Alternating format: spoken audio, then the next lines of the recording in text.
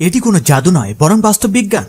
একটি বিয়ারের বোতলে ঢাকনায় ছোট ছিদ্র করুন এবং বোতলে হালকা আঘাত করলে তরল দ্রুত বেরিয়ে আসে। এটি আসলে বিস্ফোরণের মূলনীতির মতো। একটি বাটির তলায় ছিদ্র করলে সহজে ভেঙে যায়, কিন্তু বাটি পানিতে ডুবিয়ে রাখলে নিখুঁত গোলাকার ছিদ্র তৈরি করা যায়। এটি পানির বাফারিং ক্ষমতার জন্য সম্ভব। একটি সাধারণ স্কেল ভারী কিছু দিয়ে সহজেই সরানো যায়, তবে স্কেলের উপর পাতলা কাগজ রেখে দিলে তা আর সরানো যায় না। এয়ার কন্ডিশনারের রিমোটে যদি একটি মাত্র ব্যাটারি থাকে, তাহলে একটি লোহার তার দিয়ে পজিটিভ এবং নেগেটিভ প্রান্ত যুক্ত করলেই এটি কাজ করবে। একটি গ্লাসে পানি ভরার পর সেটি একটি মেয়ের ছবির সামনে রাখলে ছবির মেয়েটি ঘুরে যায়। এটি আলো প্রতিফলনের নীতিতে ঘটে থাকে। কোকাকোলার মধ্যে ফেলে দেওয়া দুধ মিশিয়ে কয়েক মিনিট পর বোতল বন্ধ রাখলে কোকাকোলা স্বচ্ছ হয়ে যায়। দুটি গ্লাসের মাঝে একটি বেলুন ফোলানোর সময় গ্লাসগুলো সহজেই তুলে নেওয়া যায়। একটি মুদ্রার ওপর পানি ঢাললে এটি ধীরে ধীরে মুদ্রার সীমানা ছাড়িয়ে যায়, কিন্তু পড়ে না। এটি পানির পৃষ্ঠটান শক্তির কারণে ঘটে। একটি ইলেকট্রিক কেটলে পানি ফুটিয়ে তা উল্টো করে বরফের টুকরার উপর রাখলে পানি আবার ফুটতে শুরু করে। কাচের বোতলে মোমবাতি জ্বালিয়ে রাখলে বোতলের ভেতরের পানির স্তর বাড়তে থাকে। এটি বায়ুর চাপে পার্থক্যের কারণে হয়। এখন কিছু লাইক সাবস্ক্রাইব পাওয়া যাবে কি?